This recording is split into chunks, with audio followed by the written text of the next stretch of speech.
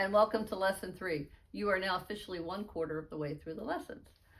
Congratulations. All right, in this lesson, we are going to start to learn a little bit more about reading music. We're going to start to learn the skill of playing one song with 2 hands, and we're going to become more proficient at the names of all the white keys. So let's get started. Quick review first. Make sure you're sitting right. Make sure you're using good form with your hands. Always important, okay? Then we talked about the ways to vary the sounds. How many of those can you think of real quick? We've got high and low and everything in between. We've got loud and soft and everything in between. We've got long and short and everything in between. And then we've got the smooth and we've got the choppy. Okay? The other thing we talked about in lesson 2 was the name of the 3 white keys that are around this group of 2. And hopefully you've become an expert at learning where C is and D and E. We don't want to have to go, where's an E? C, D, E. We don't want to have to count up or count down. So hopefully you are an expert at them. The other thing we want to get really good at is the F, G, A, B. So I strongly recommend that you do that. Play it, see it, and say it. Say it and play it and see it. So you're going to do F, F, F, F, F, and you're going to do the G's and the A's and the B's, and then come back and switch them up. Don't always do F, G, A, B in that order. Do the B's, maybe the F and the A and the G and the B and the G and the A. Just mix them all up and get to the point where you feel pretty comfortable knowing where these keys are. There's only 7. We're only ever going to have 7 different key names to learn. So we've got to get those down really well. So let's talk a little bit about some music reading concepts first. We're going to start to teach you some of the symbols that you're going to find in music. These are kind of like the punctuation, but there's so many more in music than there are in reading, because when you read something, it doesn't tell you how to do the inflection of the voice and all that kind of stuff. So we're going to start to learn some of those symbols. So this one right here with a thin line and a thick line that follows it, that's called a double bar line. And you're going to find him at the end of your musical piece. And why? Because that's what he says. He says you've reached the end. He means the end. If you're playing along in a music book and you get to the end of the page and there's no double bar line, you need to keep going to the next page because your song hasn't ended. You'll always find the double bar line at the end of the piece. Now, a symbol that looks very similar to it is this one right here. This one is called a repeat sign. It looks a lot like the double bar line, but it has the 2 dots in front of it. So that turns it into a repeat sign. So if you get to the end of the music and you find this repeat sign, that means you go all the way back to the beginning and you play it again. And this kind of comes from when music was handwritten way back in the day. Instead of having to write everything out twice, they just put the repeat sign there if the music repeats.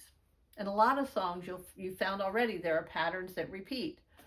Now, if you happen to find this in the middle of a song, that means you go back to the beginning again, and you play that first section again, and then when you get to the repeat sign, you just play right past it. You only repeat one time. Otherwise, you'd be in a perpetual loop.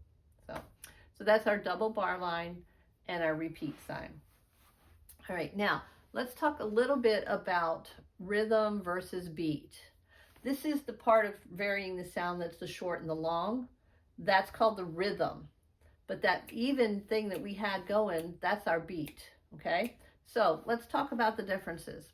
When we talk about the beat, we're talking about an imaginary drum that's beating in your head.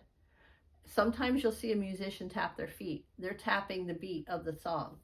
And the beat stays together. Every instrument that's playing together is using that same beat. And when you see someone conducting music, they're hitting the beats. 1, 2, 3. Sometimes they get really fancy and they do like 1, 2, 3, and they do all this wavy stuff. But they're hitting the beats. The 1, the 2, the 3, the 4, and that kind of thing. That helps all the musicians to stay together. But the rhythm is the shorts and the longs. So for instance, in Nothing But the Blood of Jesus, we started out with an even rhythm. What can wash away my sin? There's a long note, then we had short ones. Nothing but the blood of Jesus. If I were clapping the beat, I would clap every single beat. What can wash away my sin?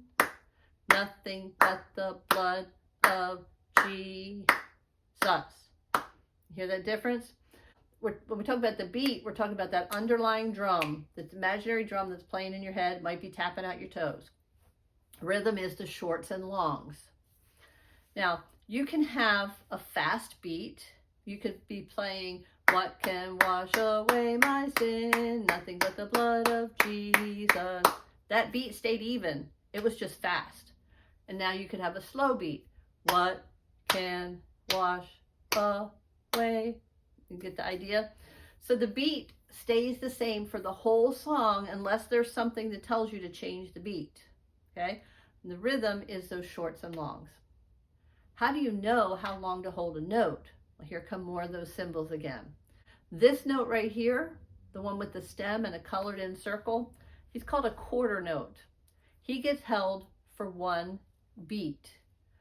Every number in our music and every dash in our music is one beat, except for those ones that are connected. So in Ode to Joy, the 3, 3, 4, 5, each one of those is one beat. So if we were reading normal music, they would each be a quarter note.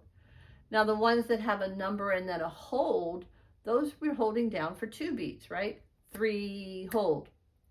Those would be this symbol. It looks a lot like a quarter note, but it's not filled in. This one's called a half note.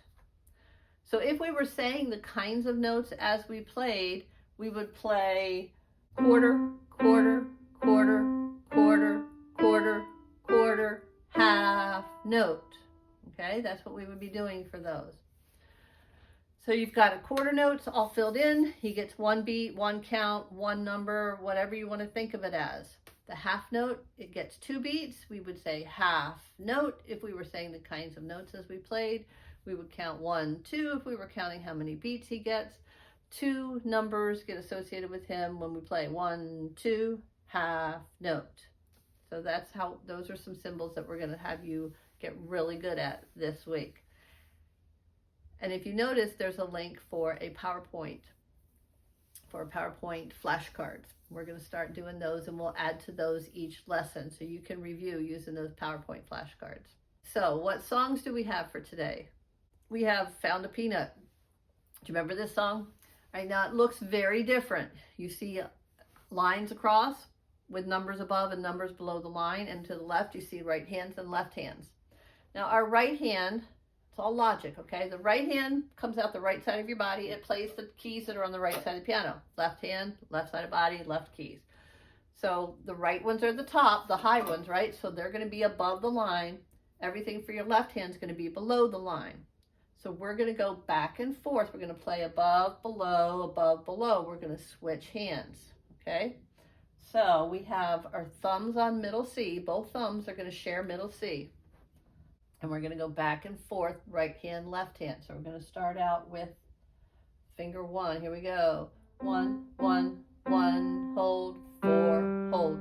Switch hand, 3, 3, 3, hold, 1, hold, 1, 3, 5, hold, hold, 5, 4, 3, 2, hold, hold, hold, 2, 3, 4, hold, 4, hold, 3, 1, 2, 3, hold, 1, hold, 1, 3, 2, switch hands, 4, hold, 2, switch, 2, and 1. Okay, so mostly in the right hand, we get a little bit of switching back and forth to the left hand, okay? So you're going to follow each line, play across each line, right hand, left hand, go to the next one line, right hand, left hand, and keep going down like that, okay? Now the other song that we're going to work on this week is Oh How I Love Jesus.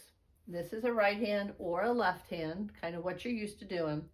And we're going to play this one again by finger numbers. We're going to be on the white key, so you already have this skill, and we're going to be on the same keys that you're used to.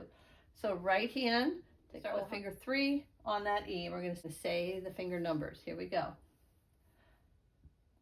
3, hold, hold, 3, 2, 3, 1, hold, hold, 1, hold, hold, 2, hold, hold, 2, 1, 2, 3, hold, hold, 5, hold, 4, 3, hold, hold, 3, 2, 3, 1, hold, hold, 1, hold, 1, 2, 3, 4, 3, hold, 2, 1, hold, hold, hold. Got some holds at the end there. All right, very good.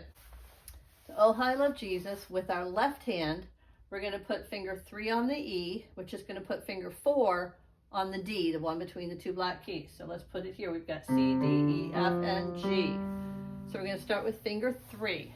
Here we go.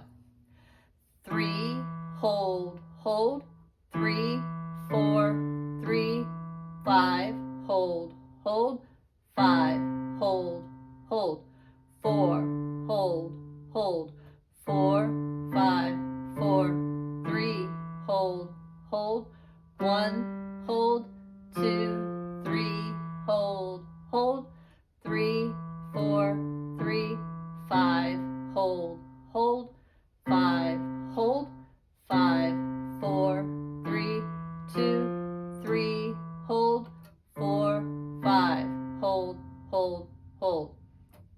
Okay, so we've got Found a Peanut, which is both hands, and we've got Oh, I Love Jesus, which is going to be left hand, Oh, I Love Jesus, right hand. All right, so that's the end of lesson 3. We'll look for you over in lesson 4 after you've gotten comfortable playing these pieces.